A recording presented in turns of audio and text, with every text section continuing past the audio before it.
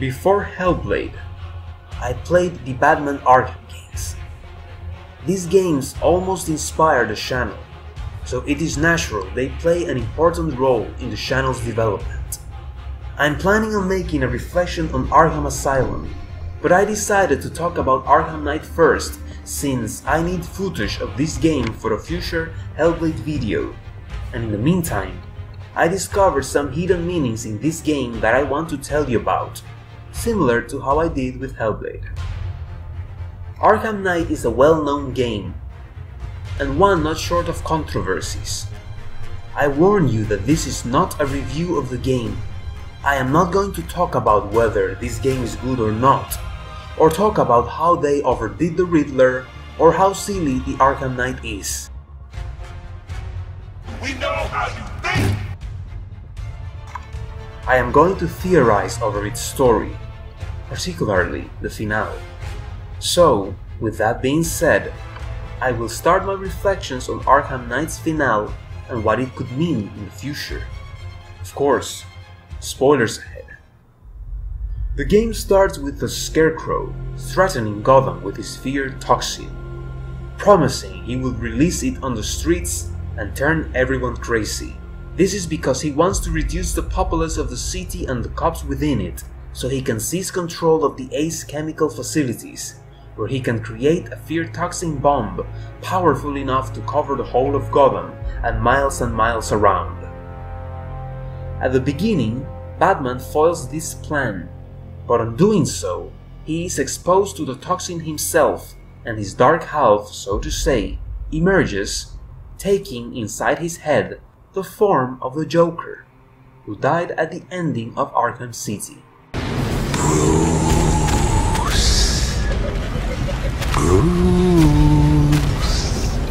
Can you hear me, Bruce? Oh, don't act all surprised, Bats.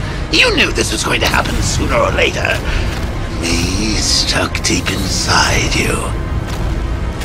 Together, we're going to give the city what it deserves. A new Batman. A better Batman. A darker one. Throughout the game, the Joker becomes more and more present within Batman's mind, threatening the Dark Knight, with him eventually taking hold of his entire body, and thus transforming him completely into the new Joker. Attempts at finding a cure lead to dead ends. It is apparent that the Joker disease cannot be cured, and this leads me neatly to the conclusion of the story. Scarecrow, throughout the game, has prepared a master plan in order to show the people of Gotham the Batman is crazy, and thus they have no true savior. Taking Robin and Commissioner Gordon as hostages, the Scarecrow demands Batman's surrender in exchange for their lives. Here comes what many people consider the worst part of this game, the moment in which Batman simply does what Scarecrow says without even trying to find a way to turn the plan back on him.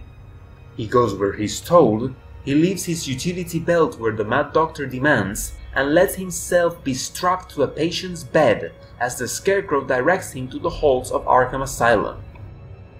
Then he is unmasked before cameras, and everyone sees he is Bruce Wayne. Afterwards, the Scarecrow starts delivering dose after dose of fear toxin to turn Batman irrevocably mad for everyone to see. Here is where the ending gets better, and it is because now comes the internal struggle between Batman and Joker, in which both sides fight for control, and Batman is able to lock Joker away, once and for all, retaining control of his mind and body. No! Goodbye, Joker. No! Bruce! Don't leave me! Please! During the struggle, Scarecrow realizes that the Dark Knight is not afraid, no matter which side takes reins at the moment. I've won. I'm not afraid, Crane. Impossible. Get ready for the encore.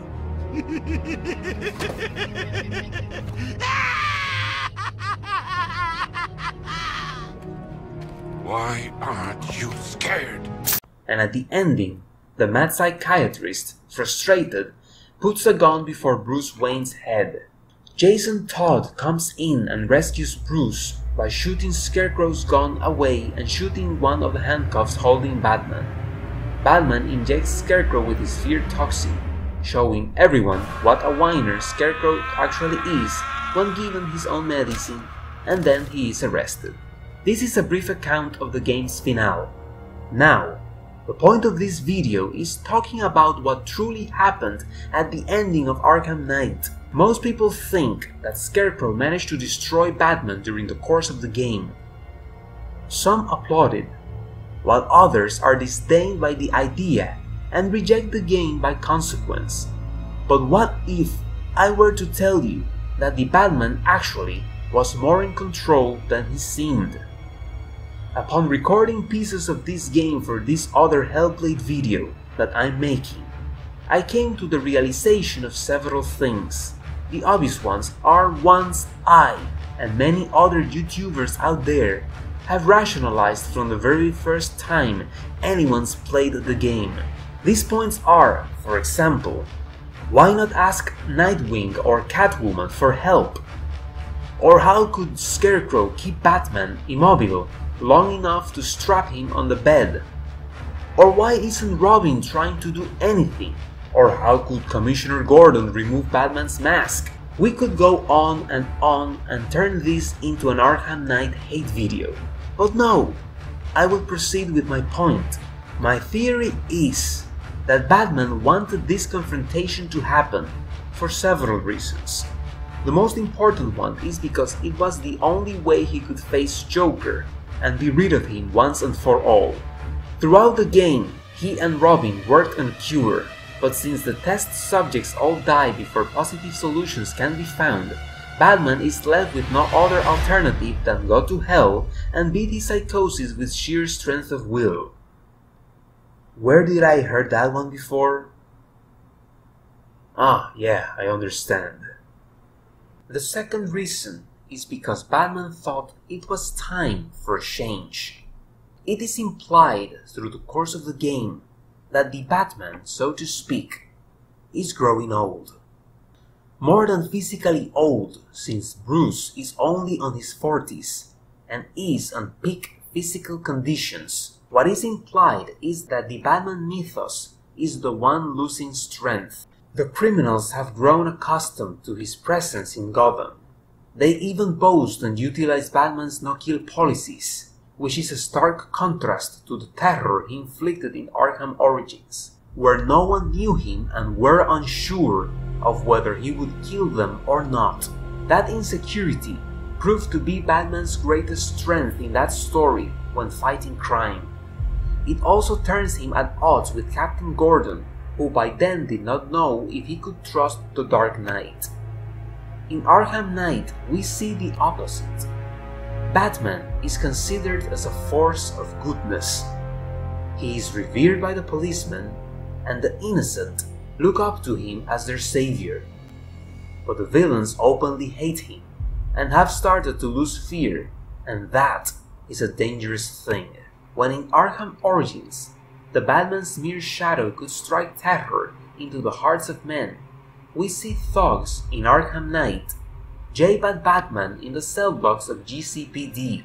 I'm starting to enjoy watching you come in here looking a little bit more screwed every time. The contrast is wide, and this Arkham Knight Batman is the perfect target for Scarecrow's hideous plan. Bruce Wayne himself feels his time as the Batman has come to an end. He implies so to his lover Selina Kyle at one point in the game. It means this is the end, Selina. It means we can't. I can't. I will see you again, right? No one will. Gotham needs something more, something worse to defend her. She needs a new myth, a legend more powerful than I can be right now. A legend that can only rise from the ashes of the Batman. Some things you can't do alone, Bruce.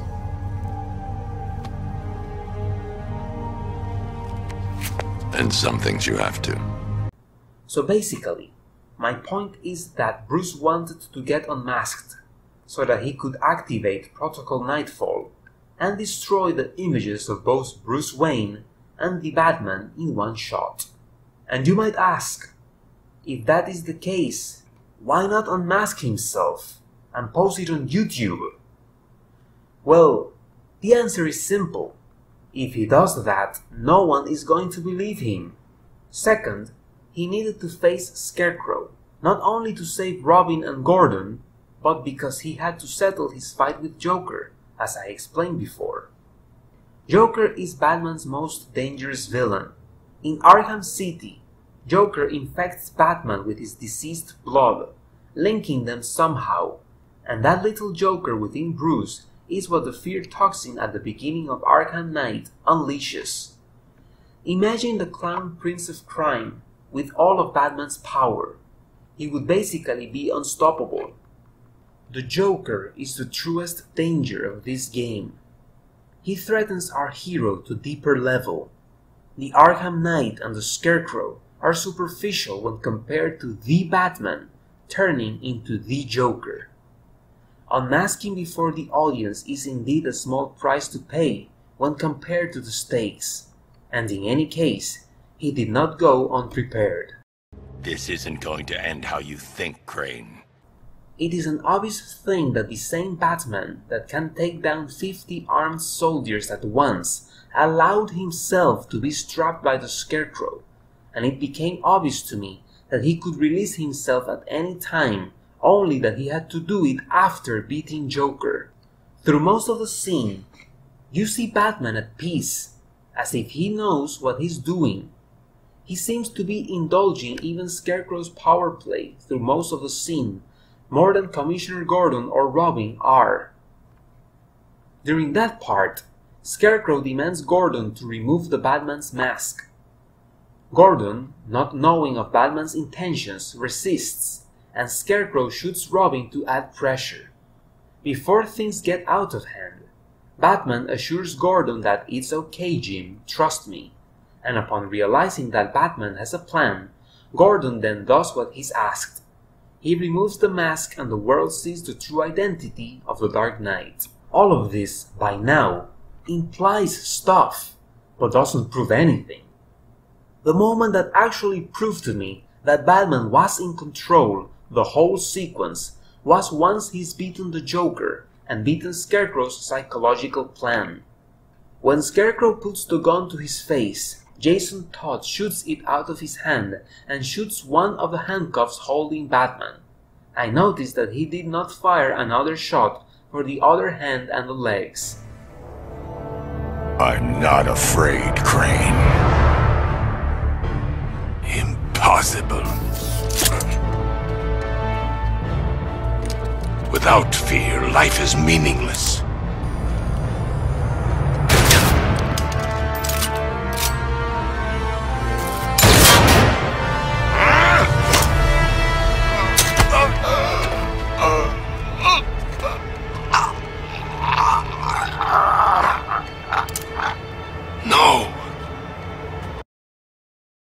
No, we just heard 2 shots, but Batman jumps out of the strappings and easily overpowers the Scarecrow, using both hands and the leverage of moving legs, demonstrating that Batman could have released himself at any time and that Jason's help was just a happy coincidence. He wanted this confrontation to happen. He wanted to face Joker because transforming into him is worse than anything Scarecrow could ever do to him. And he even wanted to get unmasked, because by doing so, he could let go of Bruce Wayne and the Batman myth that no longer works. But does that mean that Batman gave up on crime, on saving people? Not exactly. Hear me out. If you finish the entire game, and I mean all Riddler trophies, oh god, and all side missions, you get a secret ending, which basically adds an epilogue to the Nightfall Protocol ending. Seeing is believing, so here we go. A friend once told me that criminals are a cowardly and superstitious lot. That the only way to beat them was to give them something to be scared of. I understand now. As his world grew darker, so did ours. When his war ended, our lives could begin again. He set us free. To live. To love.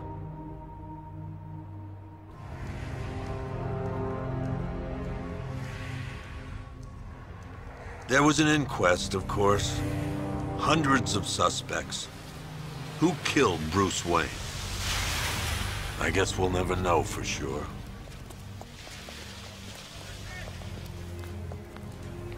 So what's next? Criminals are a cowardly and superstitious lot. What happens when they have nothing to be scared of?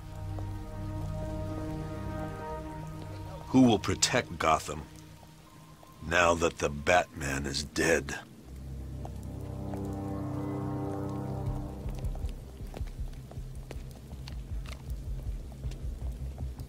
Hey. Whoa, whoa, whoa! Help me! No one's coming, lady.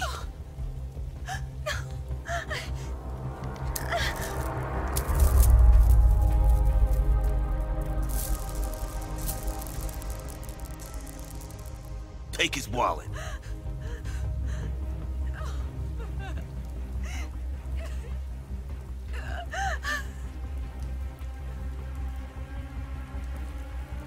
Hey, freak! Maybe you missed the news! Batman's dead!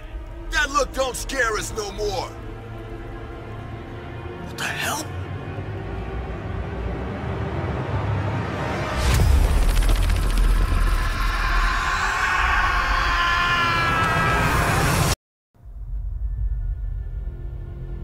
Nightfall Protocol wasn't just a suicide plan to get himself and Alfred blown to bits. It was a contingency plan in case his true identity got exposed. Bruce Wayne looks sad because this part of his life is over. He might even feel tired after that long night and a bit desirous of leaving the Batman behind, but not his quest to fight crime.